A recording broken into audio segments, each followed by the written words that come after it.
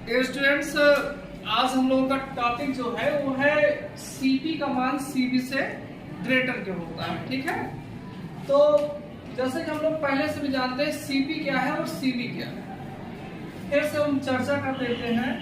Q बराबर हम लोग पढ़े M CP into delta T. CP बराबर हो जाता है Q by M upon delta T. यही से हम लोग सीपी को समझ लेते हैं, जो कि ये है कि स्थिर दाब पर स्थिर दाब क्या हो, स्थिर दाब आपको कांस्टेंट बना के रखना है। जैसे 60 ही बना के रखना है, दाब में चेंज ना हो। और आपको क्या करना है, एकांक द्रव्यमान की गैस का ताप 1 डिग्री सेल्सियस बढ़ाओ। कितना बढ़ाइए, 1 डिग्री सेल्सियस बढ़ाइए। और उसके लिए जितनी ऊष्मा की रिक्वायरमेंट होगी उसको हम लोग क्या कहेंगे, सीपी। ठीक, सेम ऐसे ही किसका डिफिनेशन है, सीबी का, कि एकांक द्रव्यमान की वस्तु का ताप 1 डिग्री सेल्सियस बढ़ाने के लिए जितनी ऊष्मा की आवश्यकता होती है उसे क्या कहते हैं, सीबी कहते हैं। अगर किसी में ऊष्मा की आवश्यकता ज्यादा हो गई, चाहे वो सीपी हो और चाहे सीबी हो, तो हम ये कहेंगे, अरे भाई यहाँ पे अगर हम ये बताना है ग्रेटर कौन है, तो अब जो ऊष्मा ज्यादा ले लेगा वही क्या है, ग्रेटर है। और जो ऊष्मा क्या करेगा, कम लेगा, वो क्या हो जाएगा, स्मॉल हो जाएगा। तो ऑलरेडी पहले से हम लोगों का एकदम डिसाइड है कि सीपी सीबी से बड़ा होता है। कैसे बड़ा होता है, क्यों बड़ा होता है, आज हम लोग इस टॉपिक में उसको समझेंगे। ठीक है, जैसा कि आपके सामने 2 फिगर है। एक में आयतन स्थिर है। आयतन स्थिर का मतलब यह है कि पिस्टन जो है ऊपर नीचे मूव नहीं करेगा, चाहे गैस गर्म होकर पिस्टन ही दब जाएगा। ठीक है, लेकिन आपको गैस को गर्म कितना करना, सिर्फ ओनली 1 डिग्री सेल्सियस टेम्परेचर बढ़ाना भैया, दगाना वगाना नहीं है, सिर्फ क्या है 1 डिग्री सेल्सियस टेम्परेचर। लेकिन पूरे प्रोसेस में स्थिर आयतन में क्या है, ये पिस्टन ऊपर नहीं मूव करेगा। बात समझ रही ना, पिस्टन ये फिक्स कर दिया गया, बिल्कुल फेविकोल लगा के क्या कर दिया गया, फिक्स कर दिया गया, मूव नहीं करना है। और नीचे हम लोग कैंडल से इस चालक प्लेट को, इसकी पेली को क्या कर रहे हैं, गर्म कर रहे हैं। और टारगेट हमारा क्या है, इसका टेम्परेचर कितना बढ़ाना है, 1 डिग्री सेल्सियस बढ़ाना है। और जो गैस हम लिए हैं 1 मोल लिए, सेम और कैसे हम स्थिर आयतन के लिए किए हैं। अब स्थिर दाब के लिए, स्थिर दाब के लिए, स्थिर दाब किसके हिसाब से स्थिर है, ये जो आपका एटमॉस्फेरिक प्रेशर है वो क्या किए हुए, पिस्टन को दबाए हुए हैं, और अंदर से गैस जो है पिस्टन को उठाए हुए। जहां पे दोनों प्रेशर बराबर हो गया वही पिस्टन क्या है हमारा, रुक गया, ऑटोमेटिक रुक गया।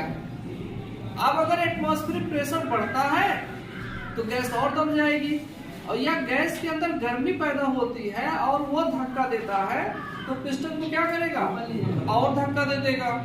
ठीक है, अब हम लोग 1 मोल गैस इसमें भी और 1 मोल गैस इसमें भी, दोनों का एक ही वर्क करना है। हमको कितना टेम्परेचर बढ़ाना है, 1 डिग्री सेल्सियस टेम्परेचर बढ़ाना है। ठीक, अब आप बिल्कुल कल्पना कीजिए कि आप शुरू कर दिए काम, कैंडल ऑन कर दिए, जला दिए दोनों में, अब दोनों में टेम्परेचर बढ़ना शुरू हो गया है। अब आपके पास कुछ ऐसी व्यवस्था हो कि कितनी देर तक ऊष्मा देते हो या कितनी ऊष्मा देते हो, कहीं से कैलकुलेट होता रहे। अब आप देख रहे हो जब यहाँ पर आप ऊष्मा दोगे तो चूंकि पिस्टन फिक्स है, गैस गर्म होगी, पिस्टन से जाके टकराएगी, पिस्टन पे दाब देगी, तो पिस्टन को तो उठाना नहीं है ना, तो पिस्टन फिक्स है, तो हमारी गैस क्या होगी, अंदर ही अंदर ये क्या हो जाएगी, गर्म हो जाएगी। अब यहाँ पर जरा ध्यान दीजिए, जब यहाँ पर आप ऊष्मा देते हो, पहली बात तो जब गैस गर्म होगी, जैसे ही उसमें थोड़ी बहुत गर्मी आएगी, उसके अंदर का एक्सपेंशन बढ़ेगा, और चूंकि पिस्टन हमारा फ्री है ना, अब पिस्टन में क्या होगा, तुरंत धक्का लगेगा। अभी 1 डिग्री सेल्सियस टेम्परेचर बढ़ा भी नहीं है, और तुरंत हमारी गैस क्या होगी, पिस्टन को ऊपर धक्का देगी। अभी टेम्परेचर हमारा टारगेट क्या, 1 डिग्री सेल्सियस टेम्परेचर बढ़ाना ना, अभी बढ़ा नहीं है। और हम जो ऊष्मा दे रहे हैं उससे एक काम और शुरू हो गया। वो क्या शुरू हो गया, पिस्टन को ऊपर की तरफ धक्का देगा। अब जब हमारी गैस फैलेगी तो ऑटोमेटिकली थोड़ी सी ठंडी हो जाएगी, और जब थोड़ी सी ठंडी हो गई तो फिर हमको क्या करना पड़ेगा, और ऊष्मा देना पड़ेगा।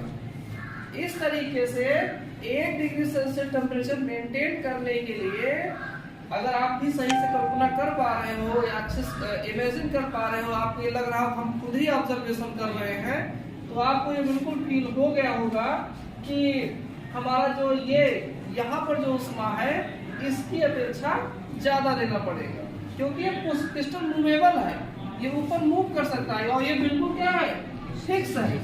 ये गैस जल्दी गर्म हो जाएगी और ये गैस क्या होगी, टाइम लगेगा गर्म होने में।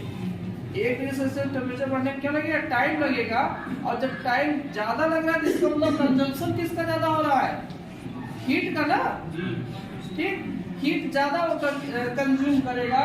इसलिए डियर स्टूडेंट्स हम लोग ये कहते हैं कि Cp क्या होगा, Cv से ग्रेटर होगा, ठीक। Cv का मतलब क्या हुआ, सिर्फ और सिर्फ क्या करना है, 1 डिग्री सेल्सियस टेम्परेचर बढ़ाना, बढ़ाने में ऊष्मा, और हमारा Cv क्या होगा, Cp क्या होगा भैया, 1 डिग्री सेल्सियस बढ़ाने में ऊष्मा, बढ़ाने में ऊष्मा प्लस पिस्टन को ऊपर उठाने में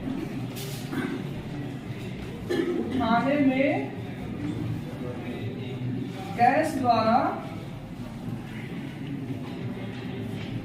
किया गया कार्य।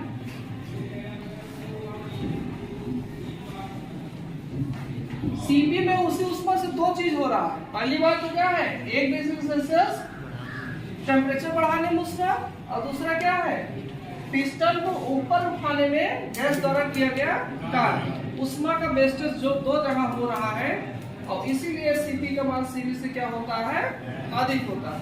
अब कोई पूछे इसका अंतर किसके बराबर होता है, इसका अंतर क्या होगा, अगर आप अंतर निकालोगे तो ये दोनों चीज क्या है, सेम है। अब वहां पर भी 1 डिग्री सेल्सियस बढ़ाने में ऊष्मा, यहाँ पर 1 डिग्री सेल्सियस बढ़ाने में ऊष्मा, ये क्या होंगे, कैंसिल हो जाएगा। बचेगा क्या, पिस्टन को ऊपर उठाने में किया गया अतिरिक्त कार्य। अगर कोई पूछे Cp और Cv का डिफरेंस किसके बराबर होगा, तो कह दो वही पिस्टन को ऊपर उठाने में किया गया कार्य, या 1 मोल गैस का टेम्परेचर 1 डिग्री सेल्सियस बढ़ाने के लिए अंदर वाली गैस द्वारा पिस्टन को उठाने में किया गया कार्य। और हमें आशा नहीं, पूर्ण विश्वास है आप लोगों को टॉपिक समझ में आ गया होगा। क्यों, Cp का मान हमारा Cv से क्यों अधिक होता है। तो चलिए, दोनों का अंतर वैसे हमारा क्या होता है, Cp minus Cv equal to R होता है, जिसकी चर्चा हम लोग नेक्स्ट वीडियो में या नेक्स्ट क्लास में करेंगे, ठीक।